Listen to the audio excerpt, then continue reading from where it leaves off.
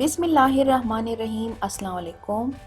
Today we will learn about the Fourth Anglo-Mysore War, which was held in 1799. As we have started a series of Anglo-Mysore War, so today we will discuss the last war of this series. Clear?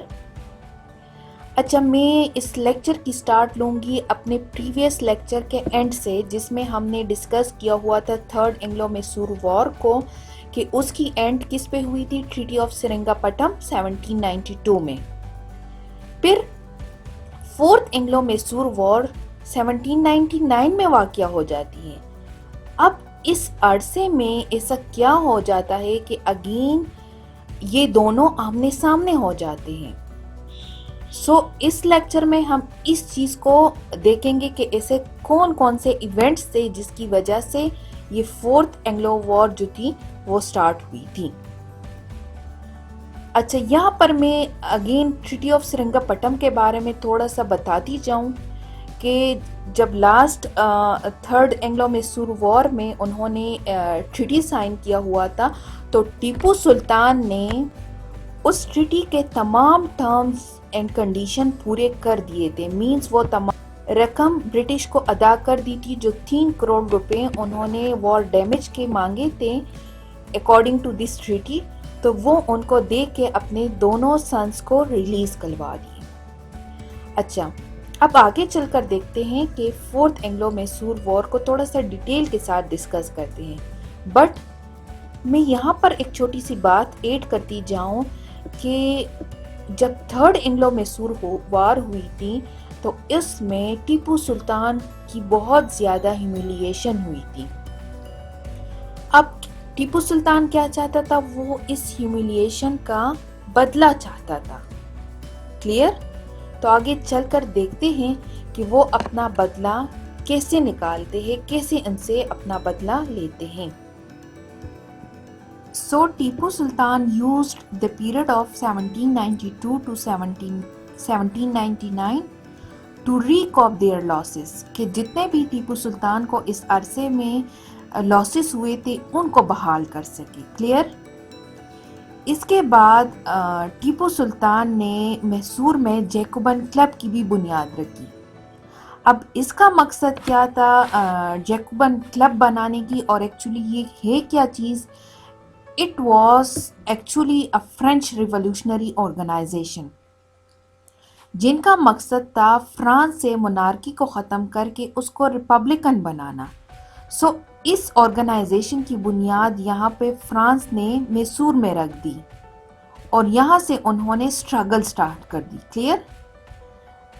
जबकि टीपू सुल्तान ने ना सिर्फ इनको great support provide किया, बहुत ज़्यादा help इनकी थी यहाँ पे फाउंडेशन में, जबकि टीपू सुल्तान खुद इसके मेंबर बन गए। इसके अलावा नेपोलियन भी इस जैकोबन क्लब के मेंबर थे। अब आगे चल के मैं थोड़ा सा बताती जाऊं कि नेपोलियन थे कौन और इनका मकसद क्या था यहाँ पे। अब मैं फर्स्ट ये बताती चलूँ कि नेपोलियन थे कौन। Napoleon was a French military commander and political leader as well, and he has started Egyptian campaign along with his 38,000 army। किस लिए उन्होंने ये कैंपेन स्टार्ट की थी? कि हिंदुस्तान में उनका मकसद ये था कि हिंदुस्तान में ब्रिटिश पर हमला करे, मतलब उनका सफाया करना उनका इंटेंशन था। जब टीपू सुल्तान को नेपोलियन के इस इंटेंशन का पता चला, तो उन्होंने जल्दी से नेपोलियन से कांटेक्ट कर दिया कि मुझे आके ज्वाइन कर सकते हैं अगेंस्ट ईस्ट इंडिया कंपनी। इसके अलावा टीपू सुल्तान ने अपने कुछ रिप्रेजेंटेटिव्स को अरेबिया, अफगानिस्तान, काबुल, समान शाह और मॉरिशस को भी भेजे। किस लिए? सपोर्ट हासिल करने के लिए। मींस वो यहाँ से मैसूर से ब्रिटिश ईस्ट इंडिया कंपनी का सफाया चाहते थे। वो अपनी बेइज्जती का, अपनी ह्यूमिलिएशन का बदला लेना चाहते थे, इस वजह से वो अब सपोर्ट इकट्ठा कर रहे थे। On the other hand, in 1798, Lord Wellesley was appointed as the Governor General in India. जब لارڈ ویلیسلے انڈیا میں اپوائنٹ ہوئے تو اس ٹائم ٹیپو سلطان اور فرینچ کے درمیان تعلقات بہت مضبوط ہوئے ہوتے ہیں۔ جب لارڈ ویلیسلے کو یہ ریئلائز ہو جاتا ہے تو وہ ڈیسائیڈ کر دیتا ہے اور مینز کہ وہ ٹیپو سلطان کو فورس کرتا ہے کہ وہ سبسیڈری الائنس پر سائن کر دے۔ اب یہ سبسیڈری الائنس تھی کیا چیز؟ یہ ایک برٹش کی نان انٹرونشن پالیسی تھی، جس کا مقصد کیا تھا؟ جس کا مقصد تھا کہ every ruler in India had to accept to pay a subsidy to the British for the maintenance of the British army. So Tipu Sultan نے اس سبسڈری الائنس پر سائن کرنے سے انکار کر دیا۔ اس کے بعد کیا ہوا کہ لارڈ ویلیسلے نے ٹیپو سلطان پر یہ الزام بھی لگا دیا کہ وہ برٹش مرہٹاز اور نظام کے خلاف پلاٹنگ کر رہے، سازشیں کر رہے۔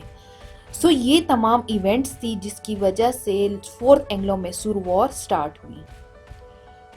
فائنلی 17 اپریل 1799 کو برٹش اپنے الائنسز کے ساتھ مل کر مینز مرہٹاز اور نظام کے ساتھ میسور پر اٹیک کر لیتے ہیں اور سرنگا پٹم کو گھیر لیتے ہیں۔ سو اس طرح بیٹل آف سرنگا پٹم جو ہے، اس بیٹل میں ٹیپو سلطان کو شوٹ کر دیتے ہیں اور 4 مئی 1799 کو ان کی ڈیتھ ہو جاتی ہے۔ سو ان کے ڈیتھ کے ساتھ ہی فورتھ اینگلو میسور وار کی اینڈ ہو جاتی ہے۔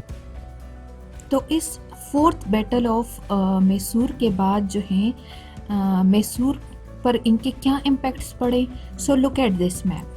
پہلے میسور کا ریجن اتنا بڑا تھا، اب اس وار کے بعد میسور اتنا چھوٹا پڑ گیا، میسور کا ریجن بہت کم ہو گیا۔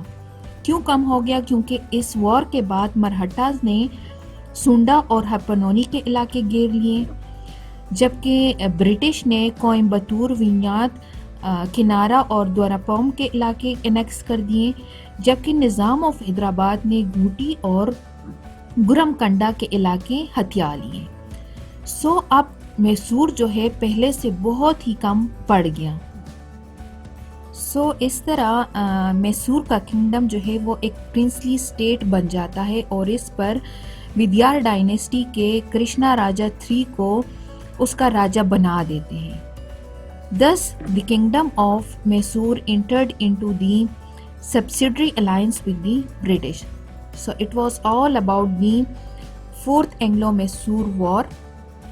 یہاں پہ ہم نے تمام جو جتنے سیریز تھے، فرسٹ اینگلو میسور وار، سیکنڈ اینگلو میسور وار، تھرڈ اینگلو میسور وار اور فورتھ اینگلو میسور وار کو ہم کور کر چکے ہیں۔ سو if you have any question, do write your question in the comment section below. Thank you for watching my video. Allah Hafiz.